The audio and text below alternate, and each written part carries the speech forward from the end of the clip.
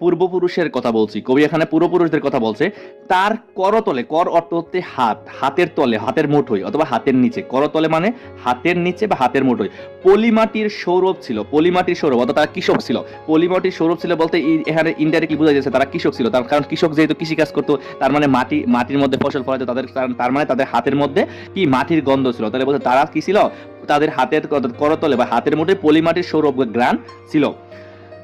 তার পিঠে অর্থাৎ এই পূর্বপুরুষরা এখানে তার দিয়ে তার উপর একটা চন্দ্রবিন্দু আছে, তার মানে সম্মানের সাথে কিন্তু তাদেরকে বলতেছে, পূর্বপুরুষদেরকে সম্মান দিয়ে করতে। নর্মালি চন্দ্রবিন্দু না দিলে আমরা যে তার বলি, আর চন্দ্রবিন্দু দিলে সম্মানীয় ব্যক্তিদের ক্ষেত্রে বলি, এখানে সম্মান দিয়ে বলতেছে তাদের এরকম করতলে সৌরভ ছিল।